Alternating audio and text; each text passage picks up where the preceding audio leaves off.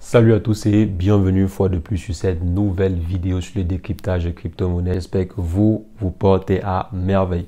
Alors les amis, aujourd'hui on va voir ensemble comment est-ce qu'on peut faire pour réellement mettre sur pied un projet de crypto-monnaie. Donc un projet associé aux crypto-monnaies. Par exemple, comment lancer un projet comme Baby Doge, comment lancer un projet comme Shiba Inu ou bien lancer un projet comme Floki. Donc, comment lancer un projet associé aux crypto-monnaies de façon générale. Donc, c'est ce que nous allons voir dans cette vidéo parce qu'on avait fait une vidéo sur comment créer un token. Des gens pensaient que lorsqu'on crée un token, alors on a créé un projet. Non. Lorsqu'on crée un token, on n'a pas créé un projet. Un token est juste là pour épauler un projet véritable. Donc, il faut un projet derrière. Et pour monter un projet de crypto-monnaie, c'est comme monter une entreprise. Donc, on va voir ensemble aujourd'hui comment est-ce qu'on peut le faire de façon concrète. Et si jamais c'est la première fois que vous atterrissez sur cette chaîne, quotidiennement, nous faisons le décryptage de crypto-monnaie, d'investissement en bourse ou investissement en ligne de façon générale. Donc, si l'une de ces thématiques vous intéresse, n'hésitez pas, abonnez-vous et cliquez sur la cloche pour ne rien rater des prochaines vidéos. Alors, en ce qui concerne la vidéo du jour, on va simplement se retrouver après une brève introduction.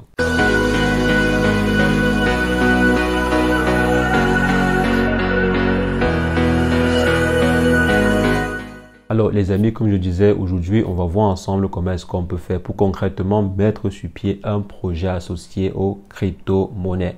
Je dis bien un projet associé aux crypto-monnaies et non une crypto-monnaie. Parce que la dernière fois, comme je disais, on a vu ensemble comment mettre sur pied un token, comment créer un token en quelques minutes. Et les gens pensaient que créer un token, c'était déjà être riche. Vous pouvez créer un token à 15 milliards de pièces, mais ce n'est pas tout. Ce n'est pas ça qui va vous rendre riche. Ce n'est pas créer un jeton à 15 milliards d'unités qui va vous rendre riche ou bien qui va cartonner. Non, c'est pas ça. Il faut vraiment monter un projet. C'est carrément une entreprise. Comme j'ai dit au départ, lancer un projet de crypto-monnaie, c'est comme lancer une entreprise. C'est même une entreprise. C'est pas comme. C'est carrément une entreprise. Après, si vous voulez faire un projet communautaire et open source, mais même là, c'est une entreprise, c'est une organisation à but non lucratif qu'il faut aussi bien structurer. Si vous ne structurez pas cela correctement, ça va chuter, ça ne sera jamais un carton. Donc, si vous voulez lancer un projet associé aux crypto-monnaies, ça peut être un projet entrepreneurial, comme ça peut être un projet communautaire, c'est-à-dire un projet à but non lucratif. Donc, à la base, à but non lucratif. Parce qu'à la base, un projet communautaire, normalement, c'est pas un projet lucratif, c'est un projet à but non lucratif. Donc, c'est un projet qui sert la communauté de façon générale. Pour les projets comme le Bitcoin, par exemple, sont des projets à but non lucratif. Maintenant, il y a plusieurs autres projets qui sont là et qui ne sont pas à but non lucratif, ou du moins, qui se disent projets communautaires, mais c'est pas vraiment à but non lucratif. Et il faut faire attention. Il faut bien discerner cela quand vous voulez lancer un projet. Si vous voulez lancer votre projet pour, par exemple, générer des chiffres derrière, là, ce n'est pas un projet à but non lucratif, mais c'est un projet bien structuré et il faut bien réfléchir derrière.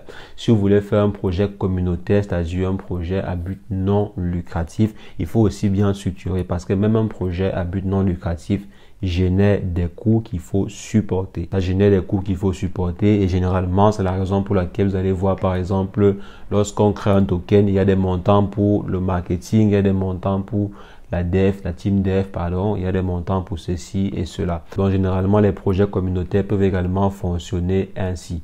Mais prenons de façon générale, quand on veut faire un projet de crypto-monnaie, qu'est-ce qu'il faut, comment est-ce que ça se passe et tout. Parce qu'en fait, pour pouvoir, par exemple, échanger votre token, donc permettre à votre token qu'il soit échangeable, il faudra charger cela sur des pools de liquidité. Et pour pouvoir, par exemple, permettre à des personnes qui ont vos différents tokens de pouvoir les vendre, il faudrait que la pool de liquidité soit fournie. Donc, il faudrait que vous chargiez au moins la pool de liquidité. Il faudrait aussi qu'il y ait des montants pour la communication initiale. Parce que lorsque vous allez créer votre token, il faudra effectuer une communication au préalable. Donc là, c'est pour vous dire en fait qu'un projet de crypto-monnaie a des coûts. Il y a des coûts initiaux qui sont là et qu'il faut supporter. Généralement, c'est un projet pour pouvoir supporter ces coûts vont effectuer une pré-sale pour récolter en fait les premiers fonds. pouvoir par exemple effectuer le marketing, pour pouvoir par exemple lancer le développement d'une plateforme, d'une application mobile, etc., etc. Donc, ils vont d'abord effectuer une pré-sale. Mais même avec la pré-sale, ou bien pour que la pré-sale soit une réussite, il faut investir au départ. Il faut investir. Quand je dis investir, ce n'est pas investir 1000 $, ce n'est pas investir 2000 $, mais c'est investir plusieurs milliers de dollars. Parce que pour qu'une pré-sale réussisse, il faut faire des partenariats, il faut faire une communication, il faut. Donc, il y a plusieurs choses à faire, même quand on veut lancer une pré-sale. Et aussi, pour qu'un projet de crypto-monnaie soit une réussite, il faudrait qu'il y ait une activité intéressante derrière. De nos jours, à part si c'est un projet communautaire, c'est-à-dire un token qui va servir à la communauté, un token créé pour la communauté, parce que parfois, il y a en fait des projets qui sont lancés et les vrais objets du projet sont trouvés au fur et à mesure que la communauté grandit. Mais de façon générale, il faut toujours avoir une bonne activité derrière son projet pour vraiment supporter correctement le projet en question. Donc, par exemple, vous pouvez penser à une activité et y adosser un token. Donc, par exemple, ça peut être quoi? Ça peut être un business, ça peut être un casino, par exemple. Ça peut être un business immobilier, ça peut être des shopping, ça peut être des supermarchés, ça peut être n'importe quelle activité. Donc, vous lancez en fait un projet. Qui va toucher votre communauté et aussi dont votre communauté peut en bénéficier. Donc, il ne faudrait pas penser à un projet dont le seul bénéficiaire, c'est vous. Non, c'est pas bon, ça ne va pas du tout passer. Donc, il faut penser à un projet qui va bénéficier à toute votre communauté. Donc, vous pensez d'abord à une activité, vous faites un bon business plan, vous cherchez les fonds initiaux parce qu'il faut toujours avoir des fonds au départ. Vous cherchez les fonds initiaux. Quand vous avez vos différents fonds initiaux, maintenant vous pouvez lancer le projet proprement dit. Alors là, je souhaite lancer un projet de crypto-monnaie qui va faire ceci, cela. Ça va aider la communauté en faisant ceci. Les investisseurs, qu'est-ce que les investisseurs vont gagner en investissant sur votre token? Ça, c'est le point clé. C'est l'un des points clés pour pouvoir développer un projet associé aux crypto-monnaies. Qu'est-ce que les investisseurs vont gagner en investissant sur votre token? En plus du fait que le prix peut augmenter dans le temps, qu'est-ce que les investisseurs vont gagner concrètement? Donc là, c'est le nerf de la guerre. C'est ça qui va également faire que votre token soit assez attractif. Donc, il faut avoir une contrepartie assez intéressante pour les investisseurs qui investiront sur votre projet. Quand ceci est pensé, alors maintenant là, vous pouvez mettre sur pied votre roadmap, créer une landing page pour lancer votre pré-sale si jamais vous avez pensé à un système de pré-sale pour récolter les premiers fonds. Si vous n'avez pas pensé à la pré-sale et vous avez déjà les fonds pour lancer votre projet proprement dit, alors là, vous lancez votre projet et bien sûr, lancer un projet de crypto-monnaie signifie effectuer une communication de malade. De 50% de votre financement au départ sera lié à la communication. Au départ, je dis bien. Si le projet est parfait, quand vous aurez une grosse communauté, elle va communiquer de façon automatique. Mais pour un départ, près de 50%, je crois même plus, sera alloué à la communication, au partenariat, à la communication près des influenceurs, la communication payante, etc., etc. Donc, vous aurez près de 50% de votre investissement qui risque d'aller sur la communication. Même si vous avez un super projet, si vous négligez la communication, votre projet risque d'échouer. Donc, faites très attention à ne pas négliger l'aspect de communication.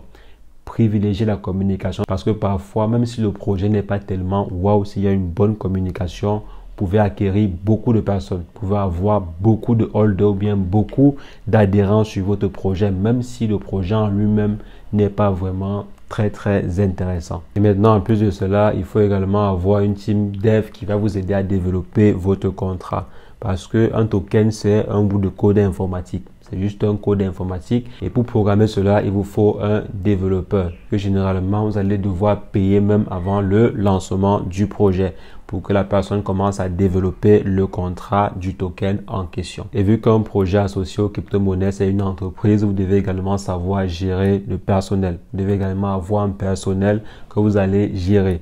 Par exemple, ceux qui vont s'occuper de la communication, ceux qui vont s'occuper du développement, si jamais vous avez par exemple une application dans votre projet, si vous avez par exemple un site internet ou bien des chargés de communication et tout, donc vous aurez en fait un personnel qu'il faudra gérer. Donc c'est comme une entreprise. Gérer un projet de crypto-monnaie, c'est comme gérer une entreprise, c'est gérer en fait une entreprise. Donc, si vous n'avez pas de connaissances dans le management, je vous invite à aller vous former avant de lancer un projet de crypto-monnaie.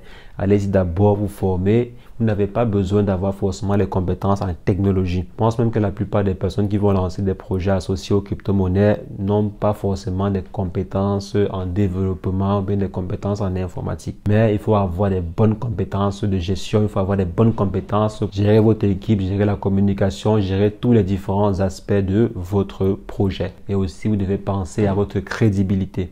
Pensez beaucoup à développer votre crédibilité sur le marché. Quand vous lancez un projet de crypto-monnaie, il faut être crédible.